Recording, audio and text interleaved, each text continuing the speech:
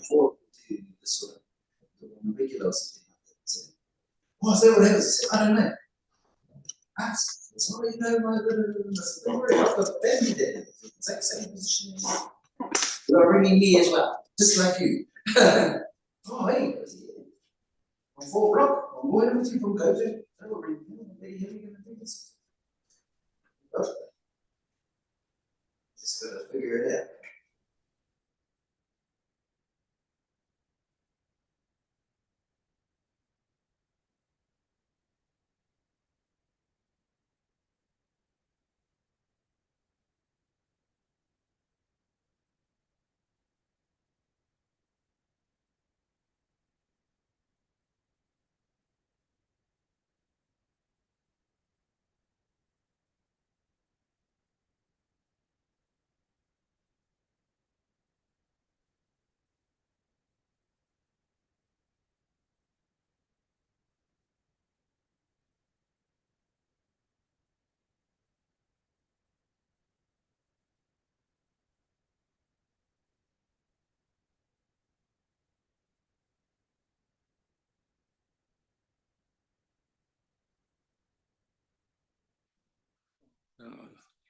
Conan, can you hear me? We can't hear you. We can't hear you. Sorry, coming through loud and clear, Chair. Yeah, you're the alternate for the mayor. So on this home straight this afternoon, if you want to ask questions as a panelist, go for it. Thank you, Mr. Chairman. Okay, all good.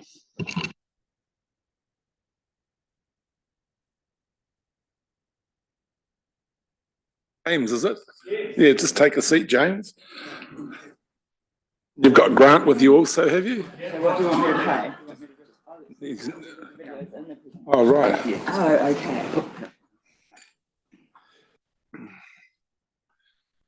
I'm on page 615 with Commissioner Selwood. Everyone else is on 642. Te Kahikatea Pathway Society. We're looking at about 20 minutes, guys. Is that with questions from the panelists? You happy? Yep. Green, it's on. Go for it. Green, great. Okay, thanks so much all for your time. So Grant and I sit here as members of the Te Kahikatea Pathway Society, which is a group of willing based in Te Puke that have developed a shared pathway basically for recreational purposes around the Te Puke area. And we've got certain objectives. We would like to extend the shared pathway network. And we're really here today to show you the why. And this currently is under point 39, of which we'll get to in a second. So I assume you can all see what's behind you. So if we start away with the presentation, and I'll let Grant lead in a number of these slides.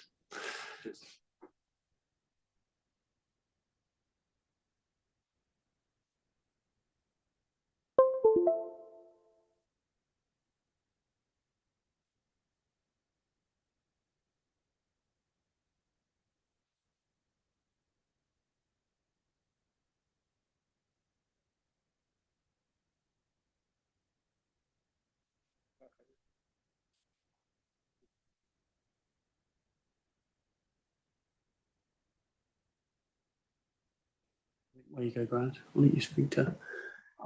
Yep. No, away you go. Oh.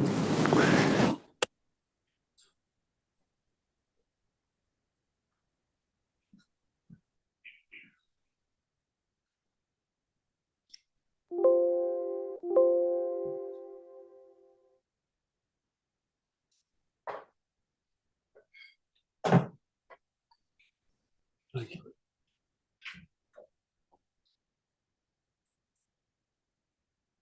Okay, no, okay.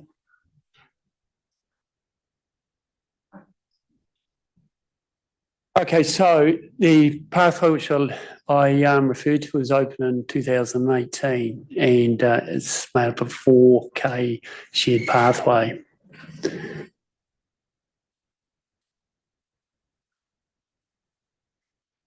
So while we're here to advocate for safe, separated, strategic, shared pathway that improves connectivity and offers real modal choice for commuting from home to work and play. To advocate for the new road link from Te Puke to Papamoa interchange to provide resilient and capacity to the Eastern Corridor roading network, where Te Puke is a vital component to the SG off the Connecting Centres plan, which we have in the back of our submission. Te Puke is an epicentre for the Te Puke, for the kiwifruit growing, harvest and post-production in New Zealand. The kiwifruit industry currently contributes 1.6 billion to NZ GDP. Kiwifruit volumes are forecasted to double over the next 10 years, with the estimate of 10,000 jobs created, many in the wider Te Puke region. If modal shift is a worthy goal that this committee supports, then we need to get serious about supporting the project which I referred to, number 39, Te Puke to RBP in the RLTP. The pace of change to date, especially in the eastern side of the Western Bay of Plenty, is woeful. First gear. This and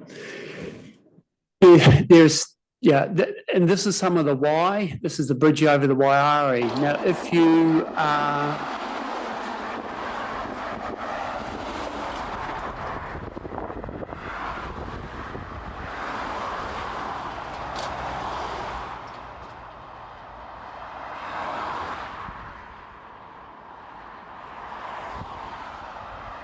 no, I don't have to talk about. So currently, if you want to walk from Waitangi or any of the outlying areas to Te Puke, the easiest way is actually on the left-hand side of the bridge. There's a pipe. You've got to walk on top of the pipe, or you've got to shimmy across a concrete upstand also on the left-hand side. Now, if you're running, you've got to be a fast runner. And if you're riding a bike, there is no room you've got to work with the traffic, and you take up lane space, and you really rely on the traffic to give you the space to get across. So this is one of three areas where it's dangerous, basically. Okay, and here we just talk about, just show the link really. The proliferation of modern fast e-bikes has made them a real commuting option. Driving the 10 k's from Te Puke to the CBD to the far side of Rangiuru Business Park is a 10-minute drive by car on a good day. By an e-bike on a safe, separated, shared path, the commute would be 20 minutes with no traffic hold-ups. So it's a very viable option. The commute home for people driving the last 3.5 k's from Waitangi to Te Puke has slowly got worse and worse, can often take up to 30 minutes due to a build-up of traffic. Yeah, but there's another video following which will show you what we're talking about with that traffic delay, but I have spoken to a guy called Adam Yeebsley, who lives in Te Puke, works in Rotorua at the District Council, and I rang him just earlier today, and he confirmed that if the traffic is backed up to Waitangi, it takes him 15 minutes to get from there to Te Puke, which is normally as you can see, a 4-minute drive.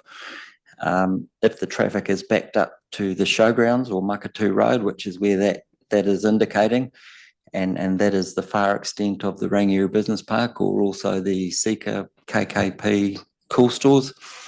And if he drives down the Te Puke Highway, gets to that point, and the traffic is backed up, which it often is, it takes him 40 minutes to get into Te Puke, and he will actually just turn around, backtrack, and go down the TEL to Bell Road, and then drive into Te Puke from the western side.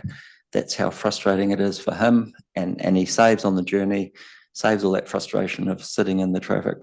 So even though it is only 3 months of the year peak during kiwi fruit season, we know that the growth envisaged in Te Puke, we've currently got about 10,000 homes, 10,000 population, and that's set to grow to, well, we're planning for growth to 13,000 and then on to 16,000 potentially. So, there's only one way in, one way out of Te Puke, from the east and from the west. And in the morning traffic, quite often the traffic is built up also from people coming from the west into Te Puke, and then it reverses in the afternoon and backs up from the other direction. So if you ask anyone in Te Puke, they will tell you that this is an issue that needs to be solved before we get to the point where we say, why didn't we fix this when the population has exploded? And, so we are asking not only for the shared cycleway from Te Puke to Rangiru Business Park as a commuting option, as number 39 in your project list is, but we're also asking for a new link road to Papamoa East Interchange. Probably the ideal spot link would be from Seddon Street, where there's currently a 150 house subdivision being created. It's earthworks are all go, and that would be a nice direct link from there to the Papamoa East Interchange. There's only like 3 dairy farms in the way, so there would need to be some land purchase, but we are, as UFTI signalled, and if you believe in UFTI, then they didn't put it in there for no reason. And here's the second video, we'll just play that now. Okay. Yeah. I should have started a bit sooner. Can we turn the volume down maybe?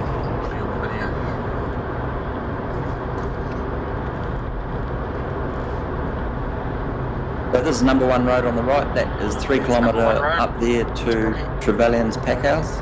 At shift change, when all the vehicles are coming out of Trevelyan's, this exacerbates the situation. And Adam Yeardsley, who I spoke to, said he sees some pretty dramatic incidents happening at that intersection, and also the next one, which is Te Matai Road, which is another 3 kilometres up to the DMS pack house. And so we've got 2 pack houses in close proximity, all feeding out onto Te Puke Highway. During shift change, I know the pack houses do try to stagger their shifts to try and alleviate the situation, but this is actually a good night, believe it or not, and this was only 2 nights ago, and there'd been a little bit of rain, so that maybe the kiwi fruit workers knocked off a little bit early. But so even though this is where the queue ends at this point, if you follow it, if you just let it go a little bit further, this is now we're heading down the hill towards Waitangi, and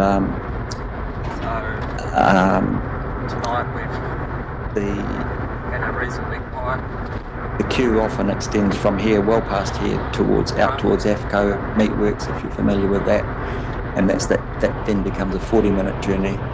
From this point here, pretty much it's a 30-minute journey if it's all backed up to Waitangi. So this is really what we just show this to demonstrate that this is real and it's not imagined, or we're not sort of making up stories.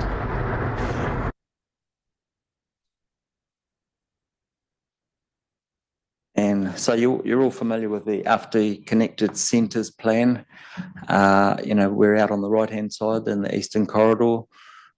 And UFTI, I'm sure most of you would agree, was a pretty substantial document, well conceived, well researched, and certainly provided the way forward for the Bay Plenty region. So part of UFTI was they envisaged this connection from Te Puke to the Papamoa East Interchange, as you can see on the diagram now.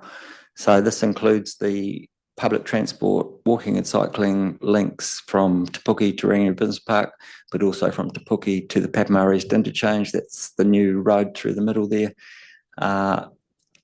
And so what we're really saying is this isn't a project currently, and we realise that it does require Western Bay Planning District Council to initiate this project, and then asked for it to be put into the Regional Land Transport Plan. I'm not sure if that can be done in reverse order, but certainly we would like this project to be added to the Regional Land Transport Plan project list with quite a high priority.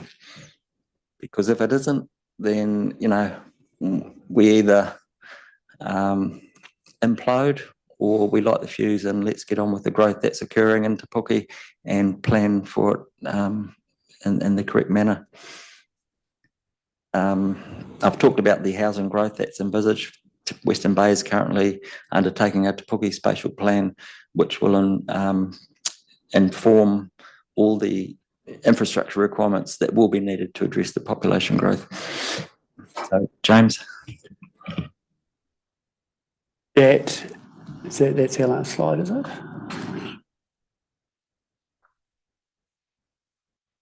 I think that's just about us done on slides. So in summary, multiple reasons for the two items, but you know there's a health and safety issue, and there's a community need, and wrapped around with some real financial gains.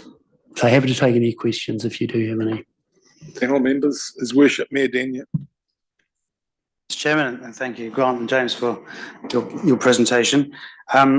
I'm interested in, well, my question is about the new linkway you proposed between Te Puke and the Papamoa East interchange, and you saw on the map there for Ufti. Can you tell me what the date was envisaged for that? Is because it said at the top there it's for the 400,000 sub-regional population, which will be in a little while, but was there a date put on that? Yes, sorry, I didn't actually confirm that. I did mean to go and read the full document just to clarify my thinking, but from our point of view, you know, the sooner the better. You know, you can see the issue that we're facing with the traffic. People are just so frustrated, and like I said, that guy Adam Ebesley, if he turns around at the Showgrounds Road and backtracks to the TEL and then drives all the way down the TEL to Bell Road and then back into Te Puke, and that's a faster route, you know, that tells you the need is now. Worship Mayor Luca. Oh, were you just being friendly? Were you just smiling? Oh, I see it. Any other panelists? Any questions or comments? Being none, thanks, guys. Appreciate your time. Well done. Thank you all. Well done.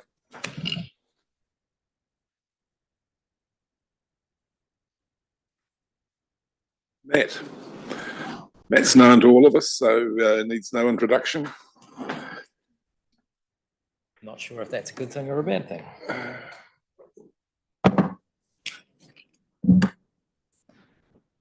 15, 20 minutes, okay? Or I won't take that. No, we're happy to, you know, you're an important entity in Tauranga, so go for it. Great. Well, I suppose I sense, or I imagine that I share probably the frustration that this committee and perhaps staff who have worked on this project for over a year, coming up close to 2 years, to be working on it, and then for late last year, change of government policy statement, which has already been out for consultation, which has almost changed the transport planning sector reasonably significantly. So it's a lot of time and bandwidth that has gone into this work.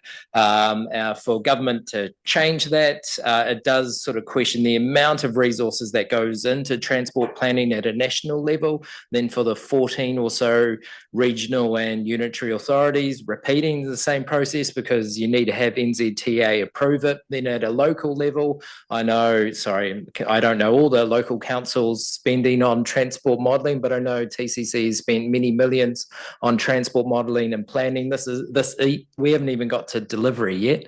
So it seems that there's a bit of a a huge machines that's gone into this, and I'm sure in terms of efficiency of local government and the aspirations of many of elected members, wanting to make sure local government's very efficient. I'm sure that you would support a lot of lobbying and using this as an example of some area where some efficiencies could be gained. It seems that this whole planning tool is a prioritisation tool, and I get the sense that a number of get the mayors in the room for a couple of days, we'll be able to work through the majority of the prioritisation of this project to be able to reinforce down to Wellington. There seems to be a lot of repetition with other planning documents. So without any further, I would also like to sort of extend that theme on local government efficiency, particularly with, and I've got the theme from a number of councils that local governments, the system's broken, costs are rising. However, in this plan, there is talk of about extending services, particularly into regional passenger transport, rail, as well as buses. And of course, local government shouldn't exist where there are already the markets operating. So if there is suitable private transport buses working on interregional transport, seems weird for local government to be competing in that service. Shifting to interregional rail, we all know the importance of Port of Tauranga relationship with Ruakura and keeping as much freight on that railway line as possible. Even without talking about freight and whether that gets dispersed onto the roading network, if that gets disrupted, we know that for people to go through that tunnel, predominantly at the moment Kiwi Rail workers, they have to wear aspirated masks. So just alone, without the expansion of the tunnel and other things, just to improve the ventilation alone is hundreds of millions of dollars. That funding's not going to come from local government. That will come from NZTA and the central government sources. That will come at a massive opportunity cost for what is reasonably well supported across both sides of the Kaimai for State Highway 29 to be improved. So I get the sense that why investigate a study knowing that it's been deprioritized. Interregional passenger rail has been deprioritised at a central government level, and then to spend money knowing that funding won't come locally, it'll be coming centrally, let alone all the other freight and other issues that come with that as well.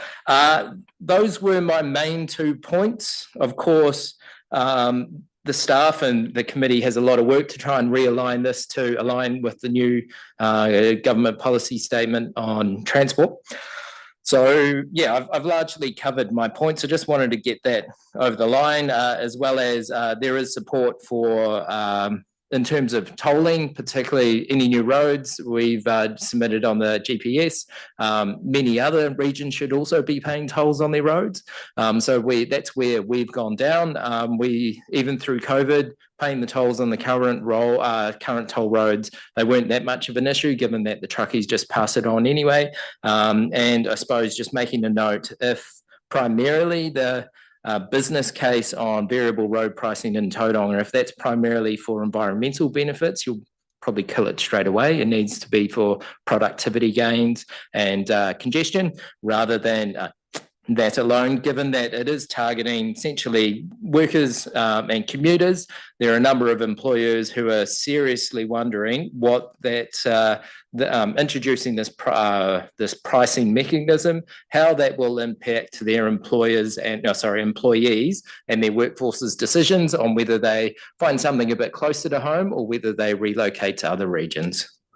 And the further point, and just given some of the feedback that the Chamber has received around things like the Cameron Road project and noting that Rotorua Lakes Council has also reverted some of its bike lanes outside of some of their commercial streets back into car parks in terms of reallocation of the road space in urban areas to provide more priority protection for active transport modes. This needs to be done delicately and in consultation with the adjacent business owners. Otherwise, yeah, good luck aligning this with the GPS in a very short amount of time.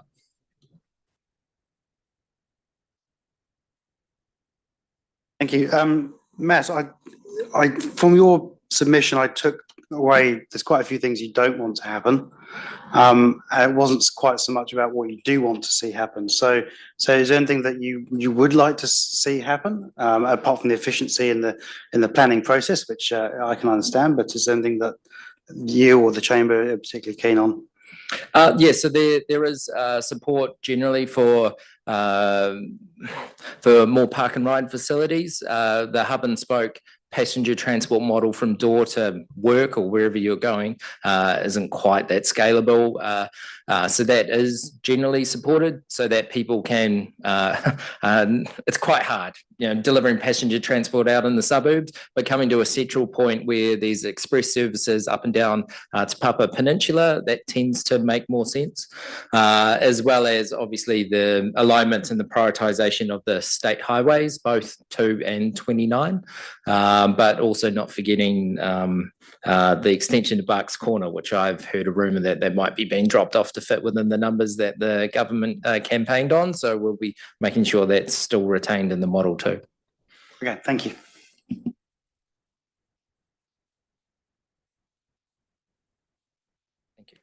Thank you, committee. Well done.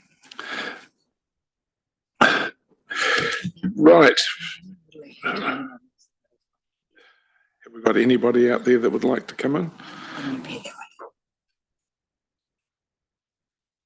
We'll just take a short adjournment, everybody. We'll try and get them on. We'll just go and see. Yeah.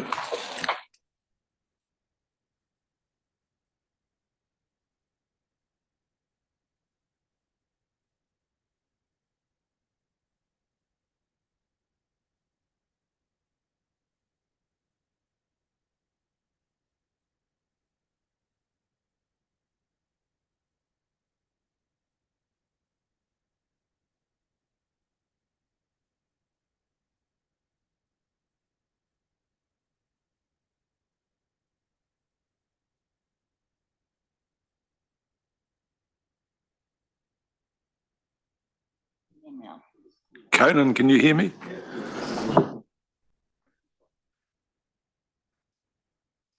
Yes, sorry, Mr. Chairman. Yes, I can hear you Okay. loud and clear. Can you be with us tomorrow Yes, with you for the full morning. in person? Yes, that's correct. Wonderful, thank you. You need to be there. Yep.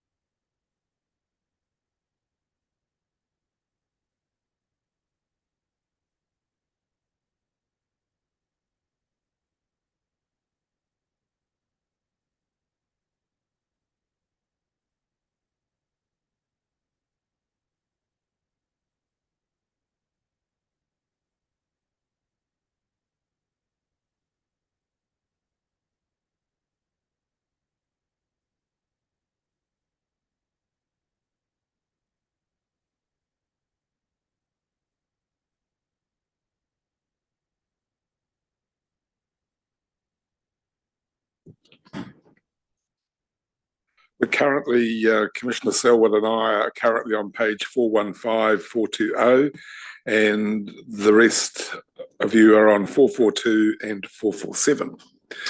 Ready to go, Jeff?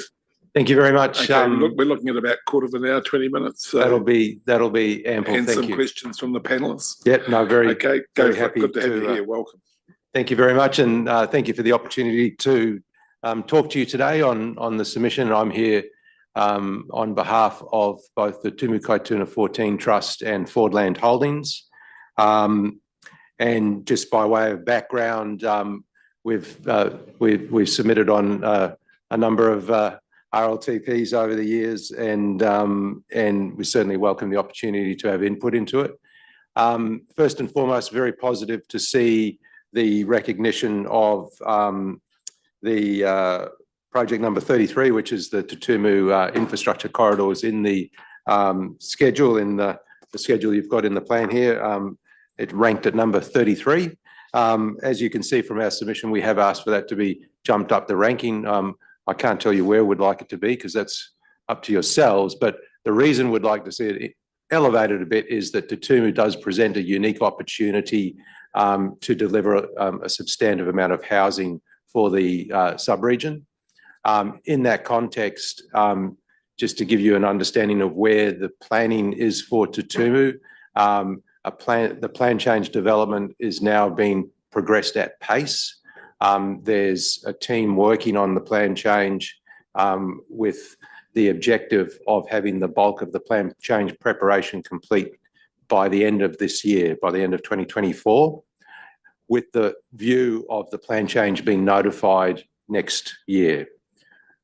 On that basis, the delivery of Tutumu from a infrastructure point of view could commence in approximately 2030, with housing being on the ground around 2031, 32 in that area. So there's a strong motivation on behalf of all of the Tutumu land interests, on behalf of Tauranga City Council, to progress the plan change, and that work is actively being progressed. In the context of this particular activity, there's also a single stage business case which has been prepared. That single stage business case is in the process of being finalised and will be going to Tauranga City Council for approval this month. So hence we'd like to see the single stage business case recognised in this table, because it's obviously a key component of these two corridors. And secondly, we think it's appropriate that in the objective column that enabling housing supply is recognised there, because Tutumu has the opportunity to have a substantive amount of housing in it, which can be delivered, as I said earlier, in the 2030s. So it's a unique opportunity in that way, and we'd certainly very much support this activity being there, and would like to see those submission points adopted. So that submission point is the commonality between the two submissions that I'm representing, the Tumu Kaituna 14 submission and the Ford Land submission. With regard to the Ford Land submission, as you would have seen, the other key submission point is with regard to the Kaituna Link. And the Kaituna Link is a proposed access from the eastern end of Tutumu across the Kaituna River through to Rangiuru. There's been some preliminary studies done on that a while ago now, but they're still very much relevant. There's been reports done by Becker which show that as a preferred route. And over the years, that link has been shown on both the smart growth planning maps and more recently as attached to the submission on the urban transport initiative map. So it's a link that is recognised. It was also in the previous RLTP, and the request in this submission is for that link to be recognised in this submission as an activity for planning purposes, because there's still a lot of planning to do on that link. But on the basis that there is now a plan change progressing at pace, we think it's appropriate for the planning to commence within the term of this RLTP on that link. That link will provide important connectivity between the eastern end of the coastal strip and the future new township to the east in around the Paengaroa area, also to Makatu, also to Te Puke, also further afield to Rotorua and to the Eastern Bay of Plenty. The key benefit of that link is the connectivity between all those centres. It'll provide connectivity for public transport, for commerce. It'll provide access for all those communities to the recreational and amenity aspects that Te Tumu and the coast will provide. And it's important that that link, the planning for that link commences, as I say, within the term of this RLTP and gets recognised in it because it will have a regional benefit by connecting all of these existing and future urban areas. That's all I have to say, and certainly welcome the opportunity to answer any questions you may have. Very much. It's open to the panel. Any questions or comments? We're reasonably supportive, I think. Mayor Dania, it's your neck of the woods. Anything you want to say? Actually, more Commissioner Selwood's, but it does intersect with us. So, Yeah. No, thank you for the submission. Thank you. Commissioner Selwood. Just to say very clear, Jeff, and we know very clearly the position of the parties and the importance of those transport connections. So, thank you. Thank you. Any take-home message you want to leave with us with regard to your submission? I just hope it's hopefully it's very clear and gives you the opportunity to when you get to deliberations to cut to the chase on it very quickly. And we certainly appreciate the recognition and support in the draft document, and look forward to seeing the final document. So yeah, thank you. Being with us. Thank you so much. Thank you. We've got Melvin Fountain out there.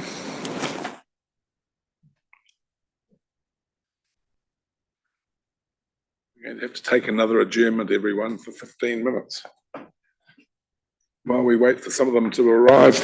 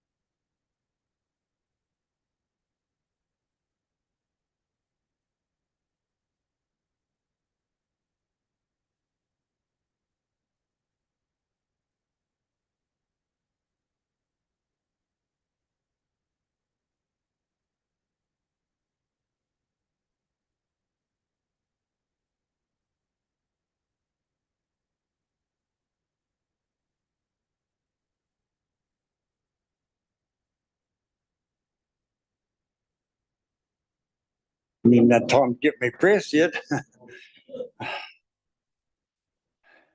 About to start again, everybody.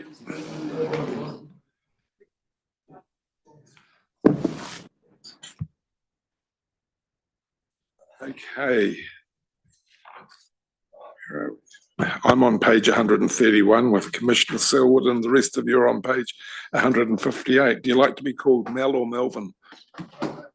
Melvin, okay. Floor is yours. We're looking at about 10 minutes. We've got your submission.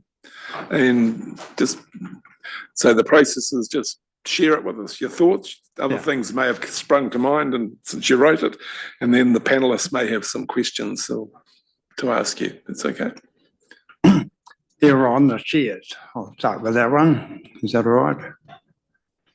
I say no, don't dilate them, because you've got a golden egg there that if you lose that, you're going to lose $45 million according to the figures.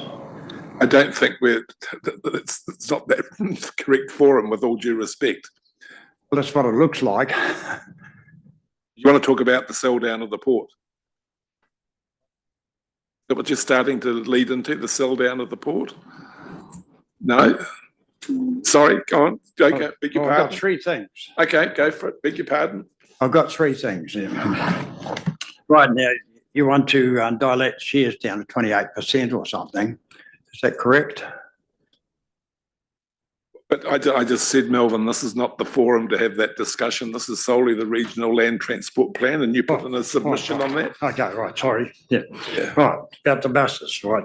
Yeah, this is your bus submission. That's for another forum. Yep, yeah, right, okay. Okay, we're on the right page now? Yep. Okay, we're talking buses and public transport. And I've just come off them and they're not very good. Oh, well. Right, now, my idea was that put a dump driver on at the terminals, where instead of the buses coming in and out of service, or have this kinetic and driver training, whatever's on the front. I experienced it today. The buses didn't stop; they just carry on. Now, to eliminate some of this, if you put a dump driver on there, and these drivers have brakes, so if the driver takes on, the bus keeps going, you're going to be able to reduce the number of buses and also make it more economical. That's one part of it. And there's no sign. The signs in the bus stops now. If you could put them up there, so to say the next bus going to, say, Bayfair or something, and has minutes after the hour, it would be much more efficient for everyone, because a lot of people don't have cell phones and that.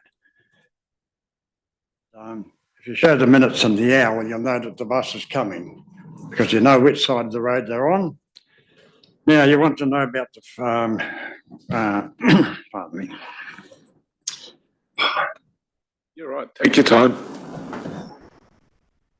Now, to finance it, it can come out of the port, the money you get out of the shares. Some of it is levied onto the ratepayers, but so it's good service when it's operating efficiently.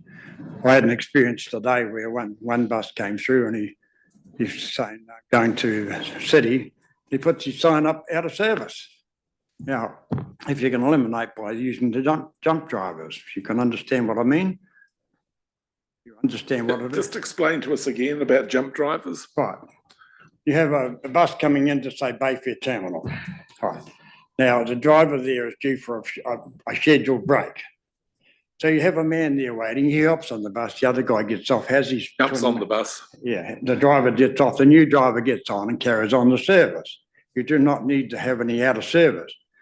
The amount of ones I see driving around the city there with out of service on, nobody in it. So you're wasting money left, right, and centre.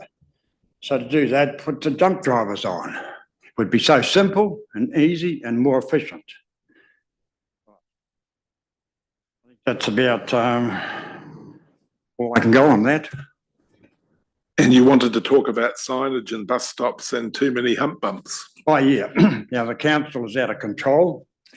I think they need to be pulled into line, because my part on there is, if you're going down there, you're going to, these are erratic in shape and sizes.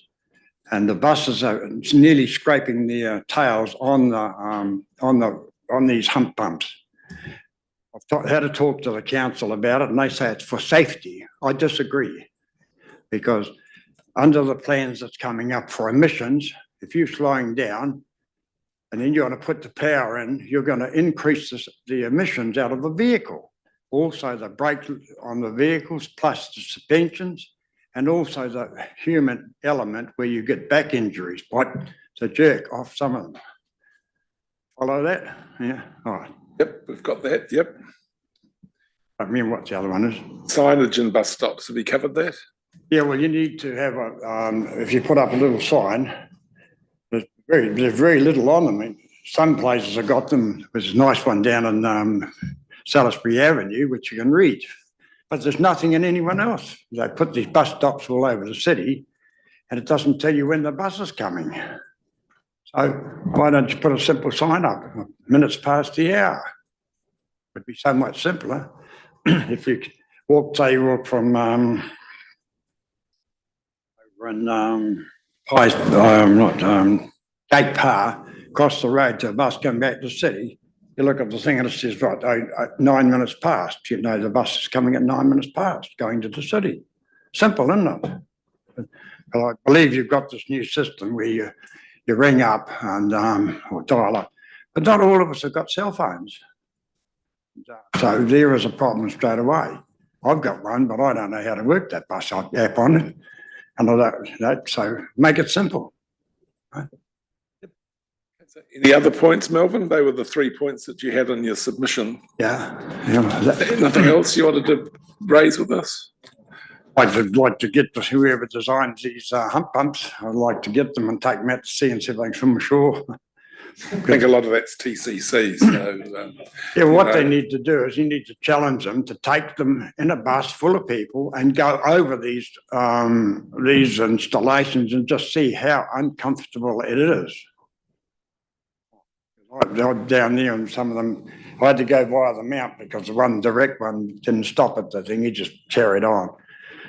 So, if maybe they need to be aware of what's going on. But they're out of control.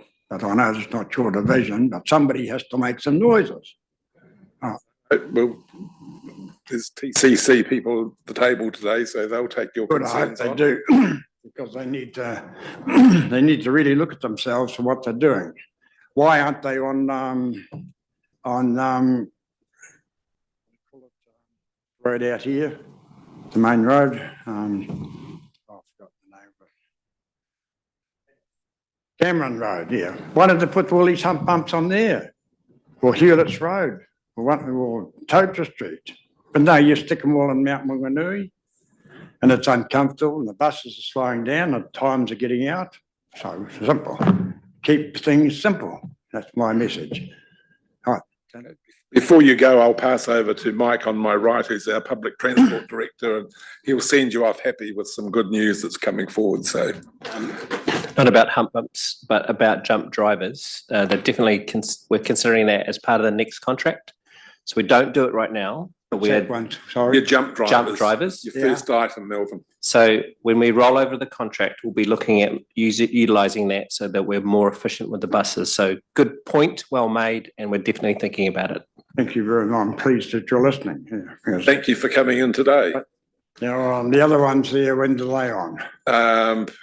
Talk to the lady at the door. Her name is Nicola, and she will tell you the process for that. Oh, yeah. Okay, you just talk to Nicola, and she'll tell you about when you can do a formal submission on issues such as the potential sell down of the port, which was part of our long-term plan. Oh, right. Okay. She'll help you. The lady, her name's Nicola, at the door. So very good. Well, thank you. Okay, thank you for coming in. Thank you so much. Oh, very good.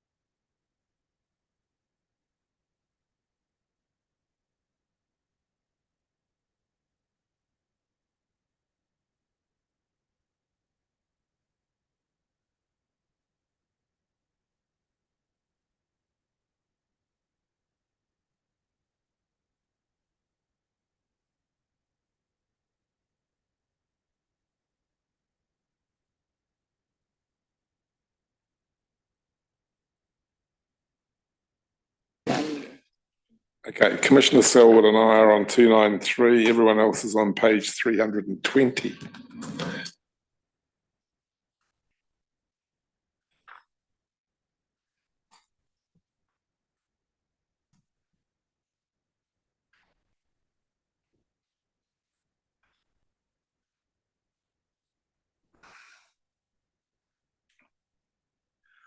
Looking at about 15, 20 minutes, is that? So welcome, everybody knows Nigel, so floor is yours, Nigel.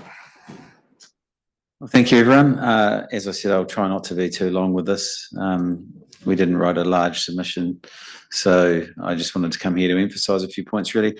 I'll speak about priority ones one, but then I'll also touch on the Western Bay Plenty Infrastructure Forums one as well, which is slightly different in terms of intent. Really, I'm just going to speak to key points here. So we think the emphasis and the projects that are included in the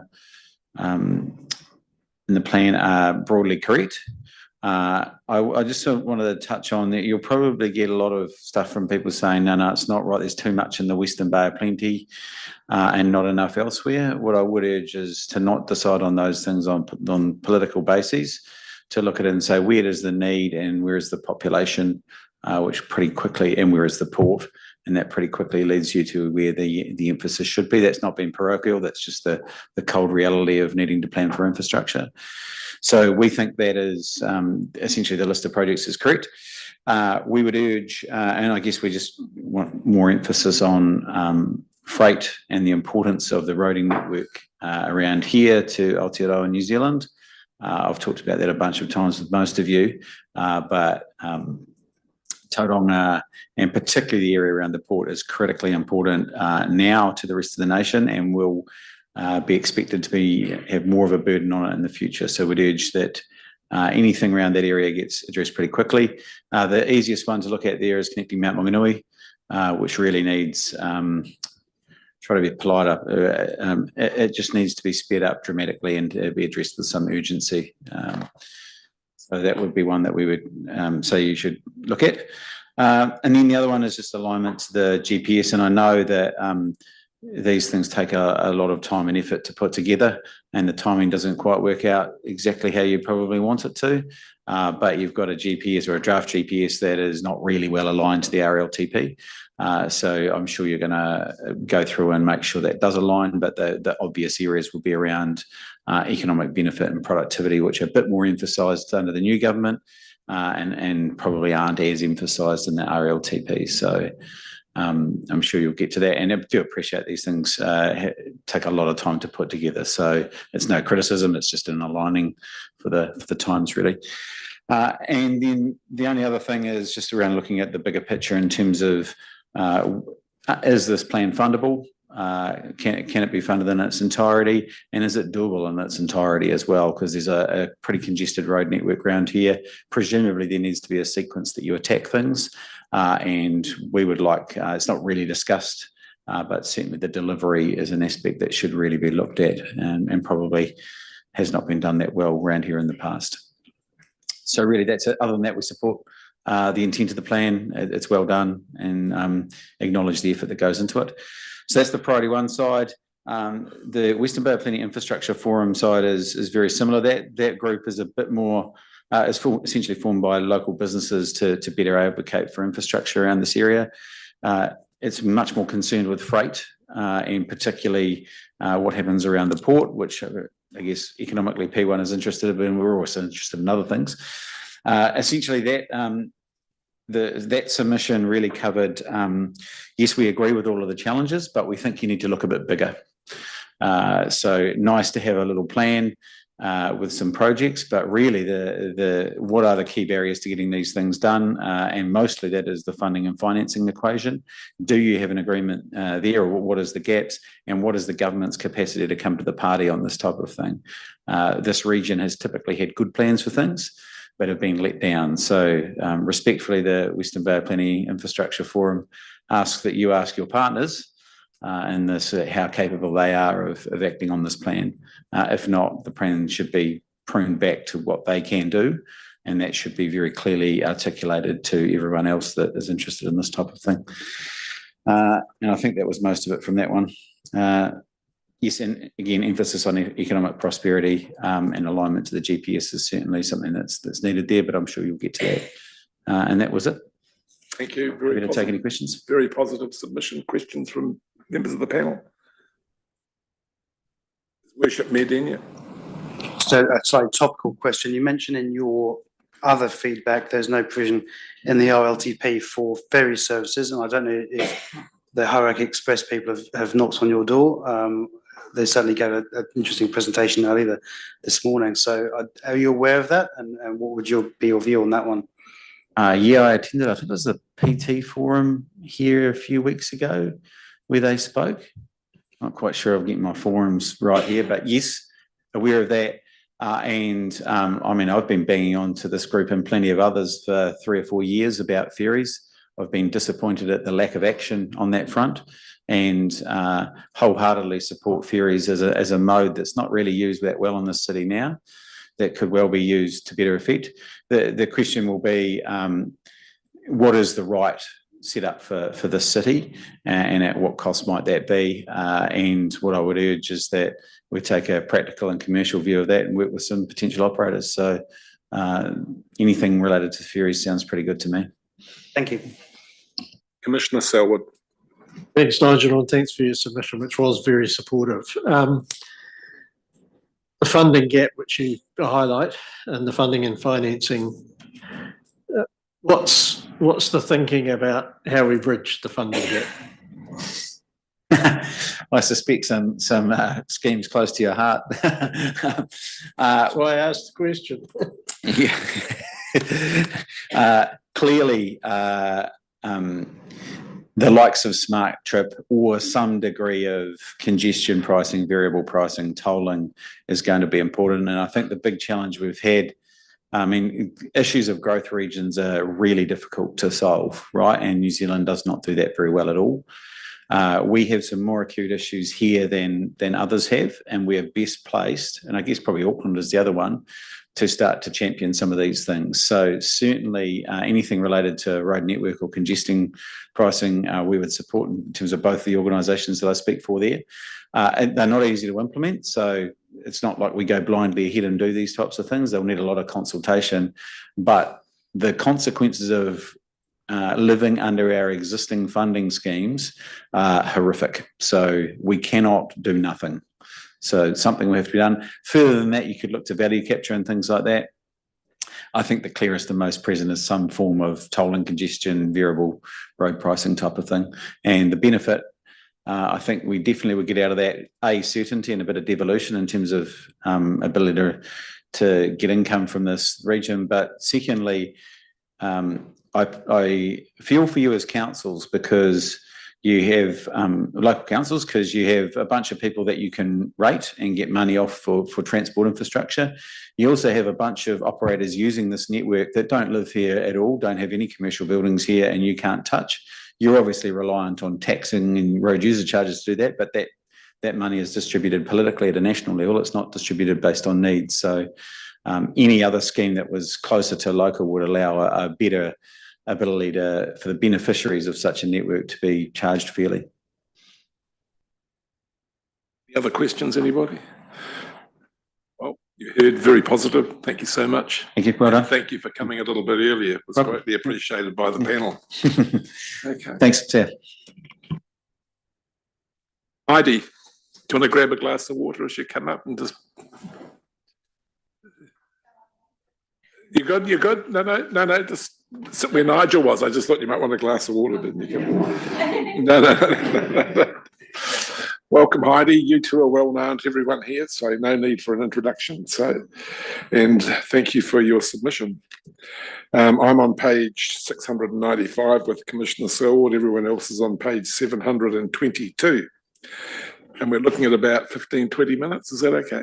Yeah, that's excellent. That's good. And then you heard the format with Nigel, then some questions posed afterwards and some discussion. So floor's yours, Heidi.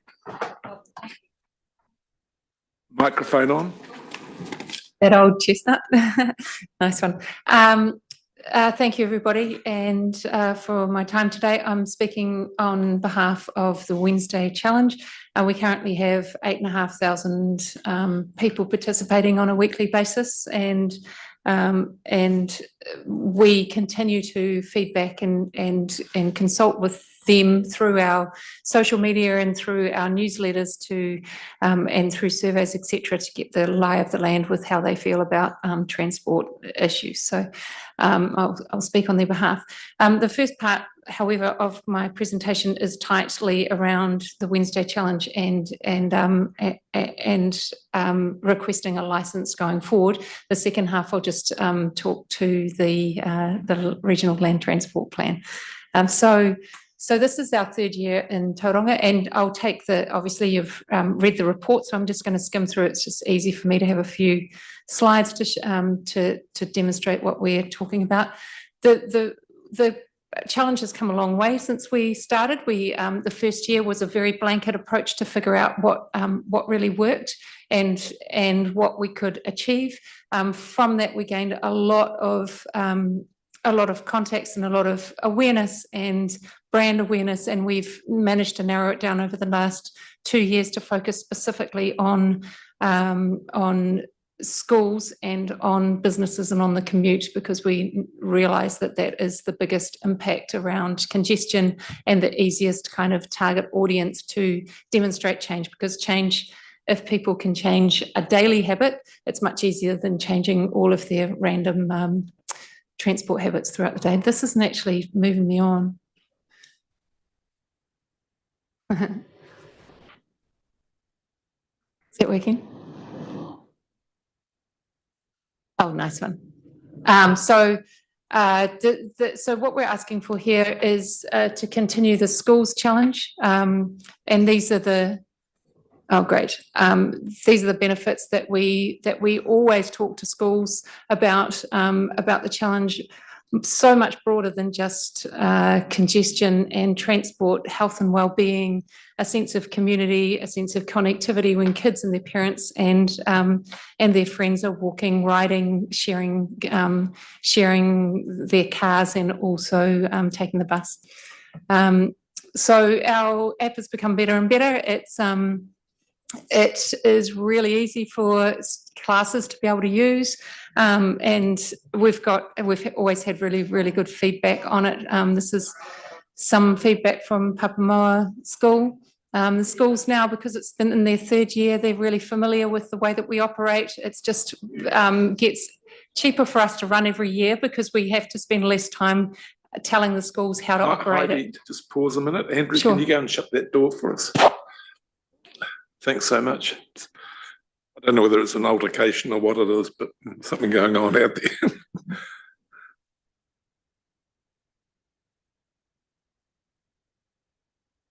Thanks, Andrew. Sorry, Heidi. No problem. We can also get really good data. We've just done a pilot project with Waka Kotahi, and they've done some work with us on our data collection, which has been really valuable. You can see how much this works when it's on a weekly basis over time. You can see that the drop in car usage and the increase in other forms of transport. Partnerships, we've been developing some really good partnerships. Tauranga City has taken on the business module, which works really well with the schools module, mainly because all the parents work in offices as well. So our kind of vision is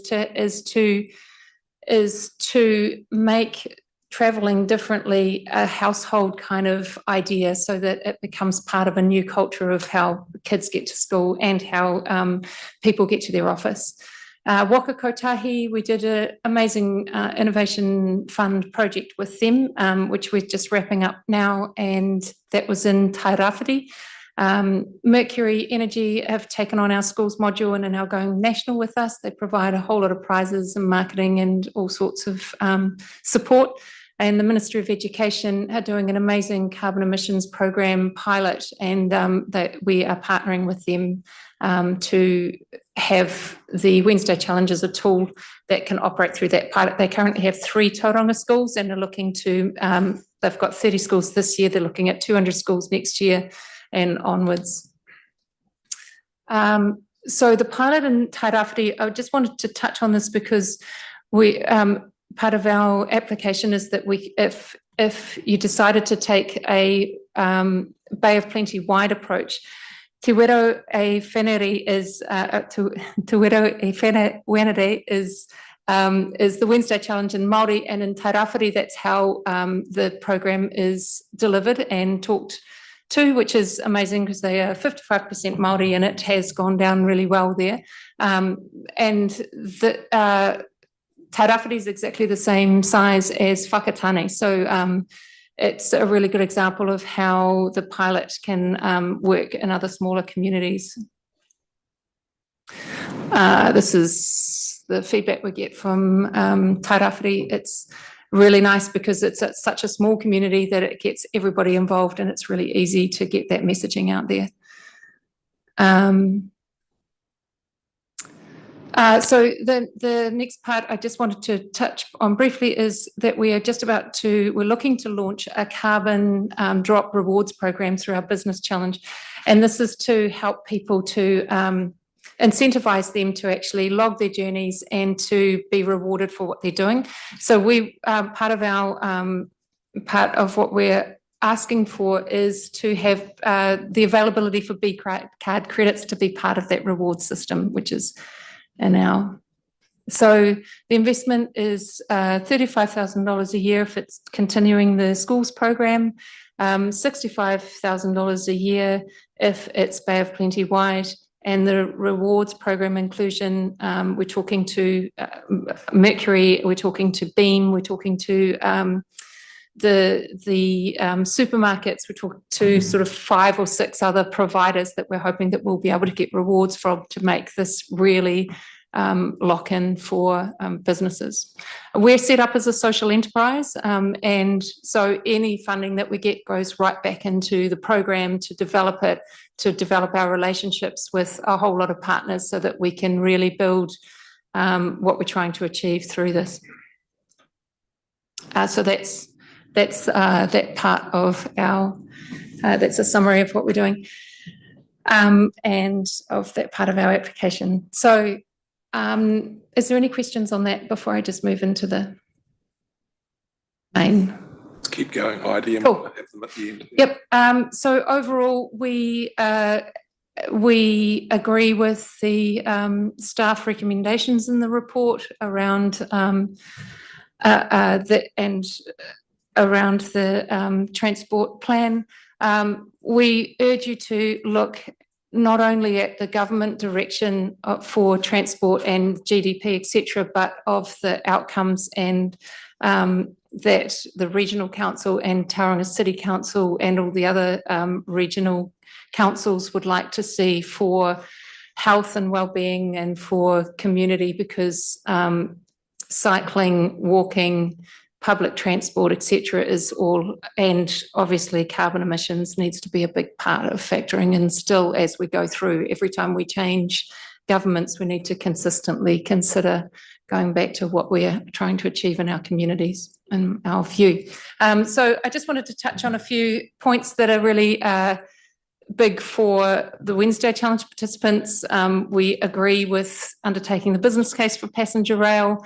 This is a tilt train, which goes 160 kilometres an hour and runs on our tracks in New Zealand. So this is the kind of vision we'd like to see for Hamilton to Auckland to next stage Tauranga to Hamilton. I think that would have massive implications for our community.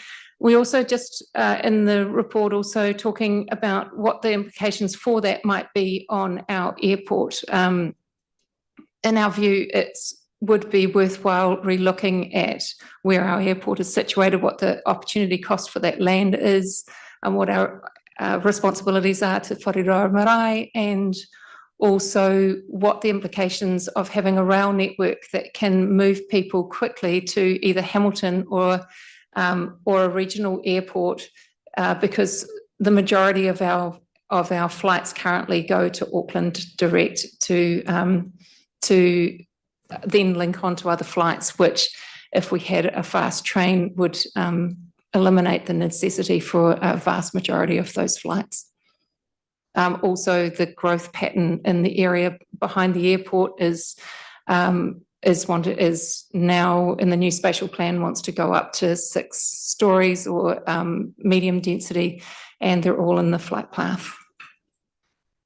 The port also wants to expand, and I think there's issues too around some of the flight path with some of the cranes, etc., that they would like to see happen in the future.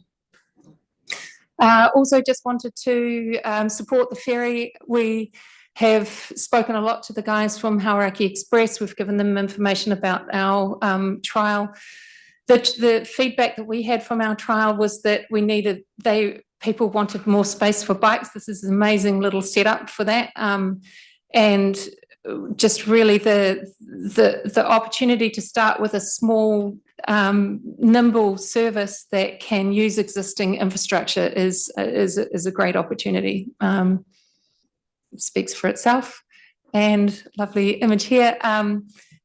We also just wanted to, yeah, that we're done. Oh yeah, no, I'm going to stay on this one. It's gorgeous. We also just, if you're talking about the ferry, think that you should explore the concept of on demand for Omokoro at the same time, because that would be a perfect linkage to the ferry service, so that you can minimise the need for people to park their cars down the front of the wharf as well. And that's me. Edelson's on this Zoom, so he's seeing all of this. So he's picking up on all your comments. Yep. All good. Questions to Heidi? You floored everyone. Oh, there's worship Mayor Luca. I mean, you made the comment, the new culture of how kids get to school. Well, back in my day, we used to walk and cycle. So what went wrong, if you compare it to today? But the other point is, do we have any real data over what proportion of kids would walk and cycle over time? I mean, has it really declined, or is it just my impression? It has really declined. If you also think back to the bike parking that you had in your school when we were kids, huge amount of bike parking as a real tangible thing that you can see in schools. Now, some schools have barely any bike parking at all. In terms of what changed, I think that there was a massive influx of people, of families who owned 2 cars especially after the fuel problems and the recovery. A lot of those cars then needed to be parked on the streets, and the streets became unsafe because there's many more cars parked on the streets, and a lot of people started taking their children to school. So it's kind of the cycle that's happened. Unpacking that, in our view, there is still a massive amount of wriggle room with parents that are just getting into the habit of taking these kids to school, and we've really proven that is that there's a lot of kids that are still within walking distance of school that are now out of the habit of going to school by bike and by walking, etc. So even though there's a lot of need for better for the safe speed zones, for better pedestrian crossings, for all of the infrastructure and cycleways, etc., that makes that safer, there's a lot of parents dropping their kids off that if it was cool to not do that, and if they get better messaging around it, then we can make quite a significant difference right there. Thank you. Oh, Commissioner Selwood. Sorry, just one quick one, but I was looking at the graph in the submission, Heidi. I was interested to note that actually the really positive story was the decrease in single occupancy vehicle use for kids getting to school in Tauranga. But the modes, which was almost totally to walking rather than cycling, sort of flatlined, and buses did too. I see scooters are in there, so whether or not there's a bit of a cycling scooter trade-off, I don't know. But what do you put that down to? Walking and I not think the other modes? And we haven't done some research on this, but my thinking is that most of the trips that were changed were easily walkable trips that parents and kids were actually just jumping them in the car and taking them down, whereas actually they were walkable. Whereas buying a bike, getting on a bike, learning to ride, all of that things takes a lot more time.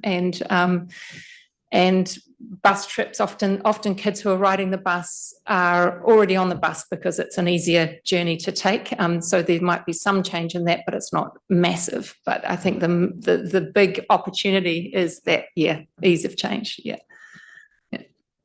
Thank you, Heidi. Thank you for coming in, and thank you for your presentation.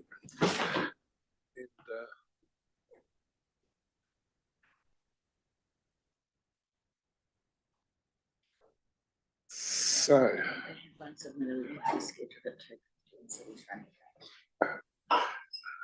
our last submitter is John Robson, and he's running a little bit late. But he's scheduled for. But he is scheduled for 2:50. So he's running late.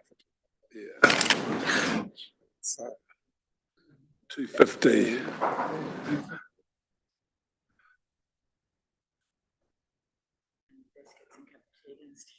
Did you want a cup of tea or? Do you want a cup of tea, everyone? I'll come down and get your hair. Why not? Okay, we're going to adjourn until 2:50. 2:45. 2:45. We're going to adjourn. Conan, we're going to adjourn until 2:45. So. Okay. Thank you, Mr. Chairman.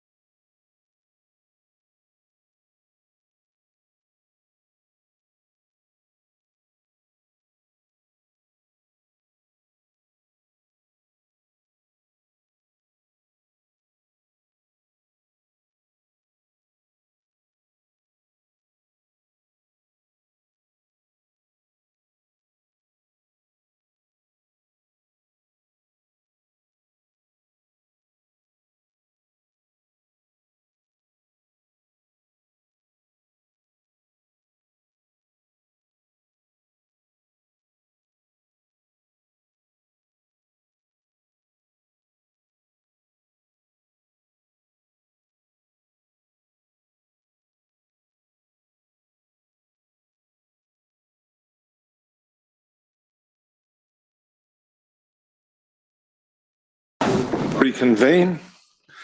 Welcome, John. Good to see you.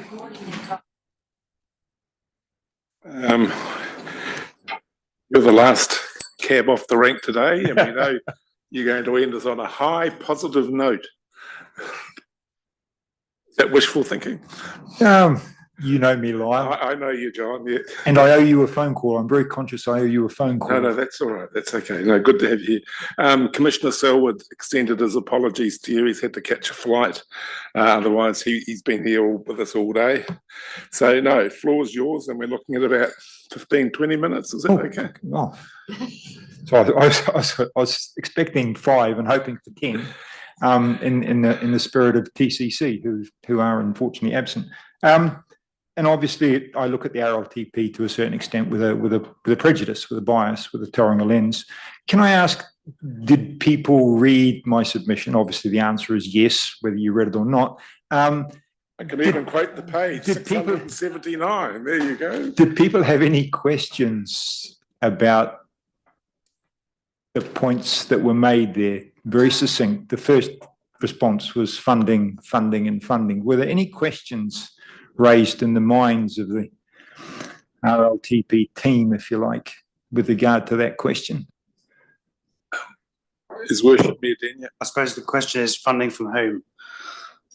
I think funding from the ratepayers, and I think that's my concern about the whole process. And it's sort of generic. It applies to everywhere. I understand the purpose, that what we're lining up, we're ticking boxes to get funding from central government, and that's a terrible moving feast.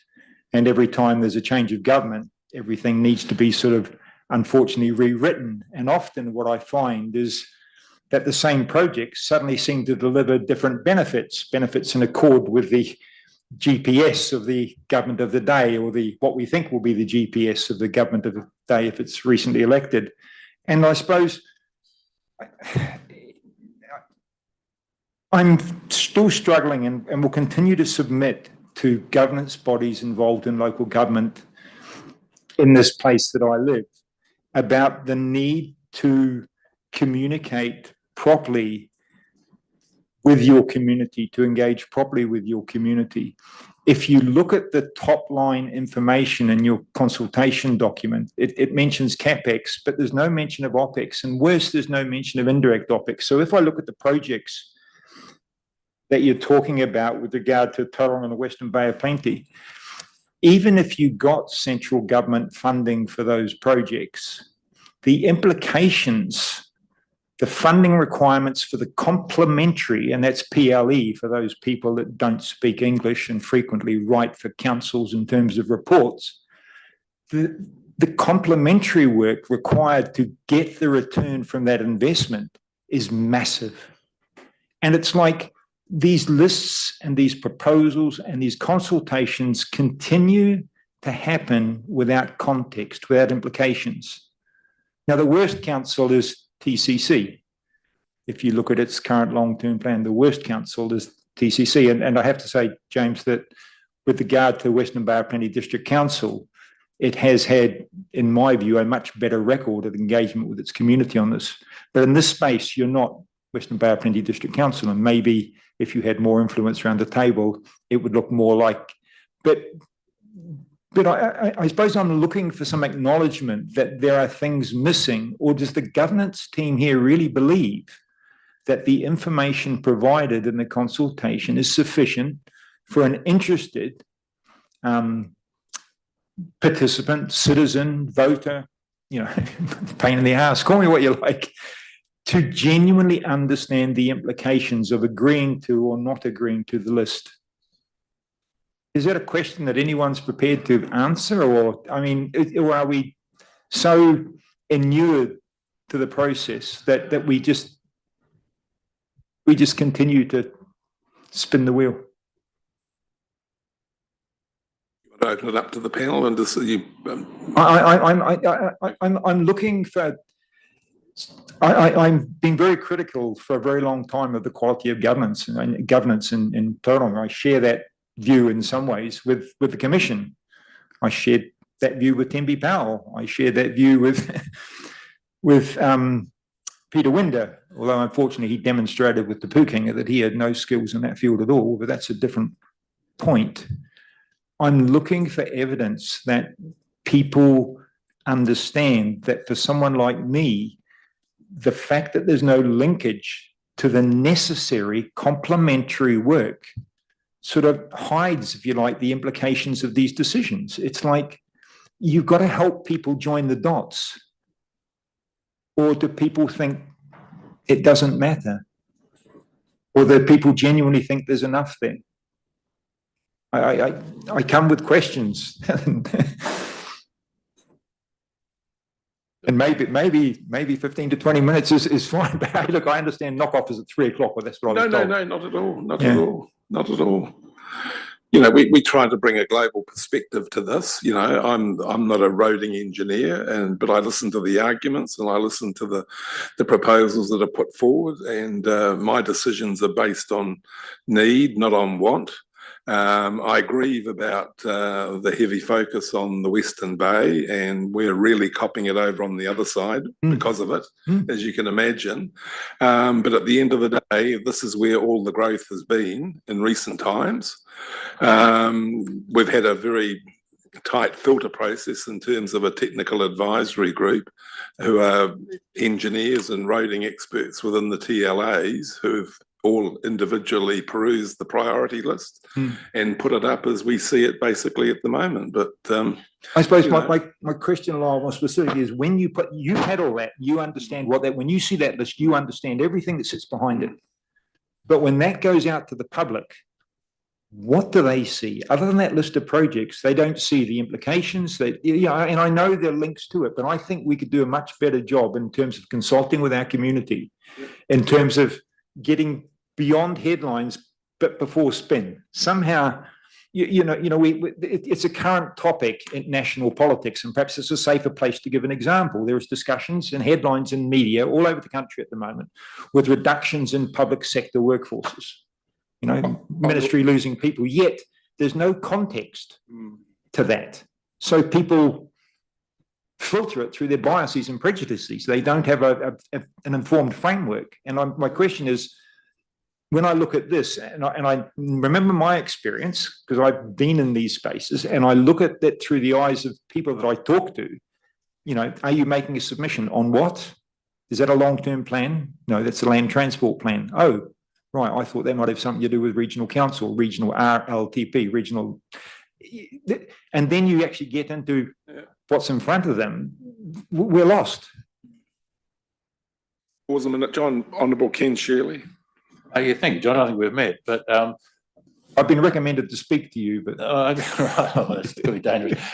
Look, I don't disagree with you. I share, but I'm just from your submission. I'm trying to get it clear. Like what we've got here is a big list of CapEx items, and what I've heard from your presentation, what I read is that to implement it, the OPEX is so critical.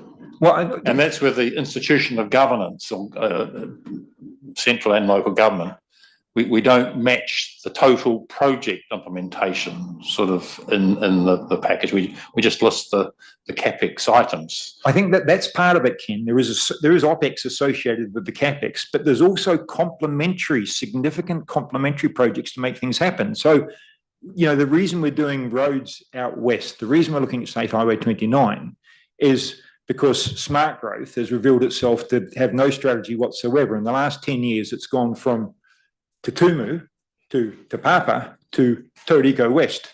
Now, that's over 10 years. The focus has shifted over 10 years. When I first got elected into council in 2013, the focus was Te Tumu. 5 years ago, just before the commission was appointed, the focus was Te Papa. Now, the focus is Tauriko West. That's not strategy. That's evidence there is no strategy. That's reactionary, moving thing targets that big over 5-year jumps. It's the opposite of strategy. Butterfly effect. It is. But I come back to I agree with your point, and you're very right. We talk CapEx about OPEX. TCC did that with the Manawataki. They put the CapEx in, and when they first saw that OPEX figures, I was here that day they had their council meeting. Bill Wasley and Shad Rolleston and Stephen Selwood looked shocked because they had never understood or grasped the OPEX implications of their CapEx spend. But I'm talking about the second order one, the complementary projects.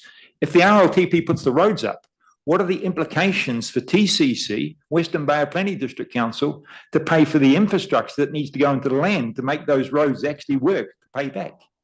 Where are those basic linkages shown? And they're simple diagrams. People out there are reasonably clever. Oh, let's put it another way. There are some pretty clever people out there. I've met a few of them in this town. They're impressive. But if you don't give them information, how can they be participants in this process? I just, it's perennial frustration. Every so often I take the opportunity. Today I managed to find 10 minutes in my diary that I thought I could relitigate. James, you're looking, sorry if I can call you that, you're looking, I don't know, puzzled or concerned or think I'm off topic or? I may, Mr. Chairman, I think debate, I suppose, but I'm happy to offer my view. I think there is a balance between providing that level of detail you required and presenting a tome that no one will read. It's 71 items in the prioritisation list. Your average business case will probably be several hundred pages long. Yep. You're going to get some pretty big documents there full of technical information, and you'll put everyone off, apart from a handful of smart people who are interested in that kind of thing. But it's not. I would suggest it's not where most people are sitting in terms of their decision making. So there's a balance, I guess. I'd agree, and I suppose the point I'm making is I think we've gone too far away from even just showing the complementary things. You don't have to put all the detailed business reports down, but just showing how that fits with the other stuff, the implications of it, because they're massive. And sometimes these projects, the complementary stuff is actually bigger, much bigger for the local ratepayer, but they just don't see it. No, I don't want to. But we're not meant to get into a debate with you. No, I'm not looking for a debate. Listen intently to the quality of your contribution. I understand that, and I distinctly remember not so long ago, someone in your role actually was very keen to get into a debate and lecture me on my right to speak. And I thank you for your wonderful cheering. You have a record, as you know, in that space for a long period of time. Look, it's now on record. Yeah, someone's recorded this. I hope they did a better job than what was recorded in my submission to the Tauranga City Council long-term plan. Thank you. It is live streamed. And, we take on board all your comments around funding and what's actually doable and engagement with the communities and the level of comprehension with the communities and the funding gap. And so, but just as an aside, your views on tolling and congestion pricing and some of the solutions that have been floated? I think the beneficiary pays thing. I was one of the architects of Tauranga City Council moving to having a commercial differential. We're the only major city in New Zealand that didn't have one. It was appalling. On a benchmark basis, the governance team at Tauranga City Council voluntarily forewent $500 million in revenue over 18 years. I mean, it was just an appalling abandonment of good governance. I think the funding issue is massive. I think it's complex. In the long-term plan submission that I made to Tauranga City Council, I favoured investigating road pricing. I think for people who have an ideological or almost an allergic reaction to exploring funding mechanisms, you've got to explore. I believe you've got to explore because you've got to make informed decisions. So in that sense, I think we should be exploring these things. But for me, of course, the key things is beneficiaries pay. While I was successful in moving Tauranga City Council into a commercial differential space, and to be fair to the Commission, and I've congratulated them on that, they moved that commercial differential more quickly than I could have in a democratic space to where it is now, where it's close to that of other cities. And they've also looked at the industrial thing, which I think is, again, a reasonable thing to look at. But, it's not easy. But until we get into a situation of informing communities and understanding, until we get into that space of properly investigating and sharing the results of that investigation without spin, without selling things, it's really, really important. Beneficiaries have to pay. There are other ways of collecting information, but particularly that funds our roads.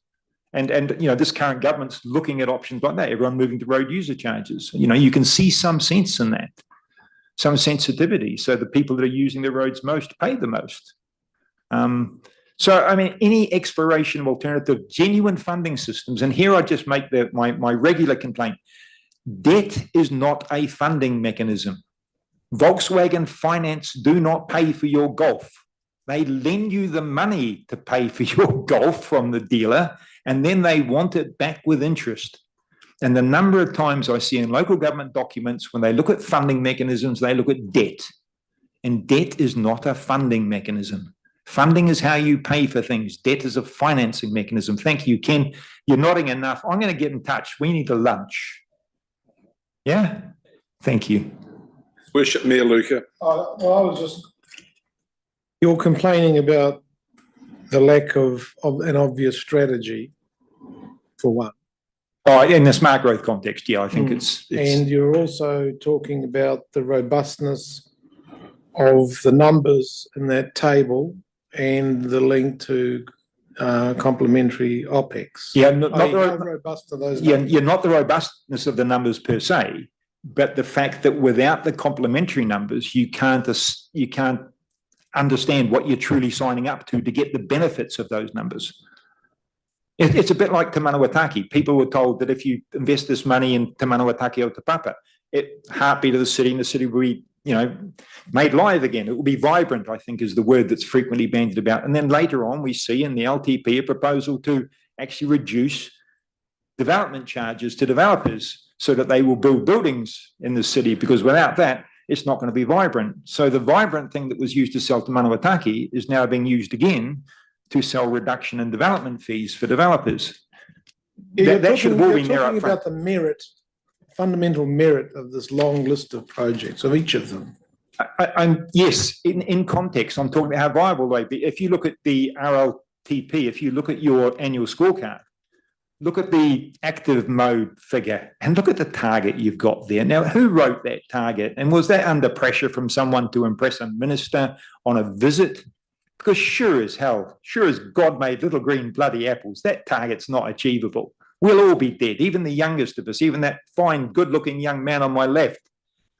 As I look, yes, you, sir, Nicky Carling. No, you don't look like a Nicky Carling or a Mike Seaborn. We'll be dead before we get that level of active modal share in Tauranga. Why are we putting numbers in things that don't make sense? That goes to the culture. There's something wrong in here somewhere, and it's not the people somehow. So I've had more than enough. You've been very generous. Thank you. You've been true to form. You've ended on a positive note. So, but what's your take-home message to us, John? Apart from calling us idiots, but I think the take-home message is bring every day to your job in your mind a picture of the typical citizen of Tauranga, and think about how you would explain this to them in Wharf Street or whatever town you're in a cafe or a bar, how you'd explain things to them. I'm still trying to explain to people why the rating revaluation that they've received doesn't necessarily mean they'll get a reduction in rates. How long has local government been doing this? And how hard is it to actually get that explanation? I don't think it's that hard, but I just don't think we bother. We forget. Lest we forget. Thank you. No, sorry, I'm a couple of weeks early. No, thank you. And thank you for coming in. What I'll do now is adjourn this hearing and invite you all to join us tomorrow morning at 9:30 in Rotorua to continue these hearings. And I'll leave you, John, to organise your luncheon date with the Honourable Ken Shirley. So, yeah, thank you. Thank you for coming in. And if you want to organise a debate,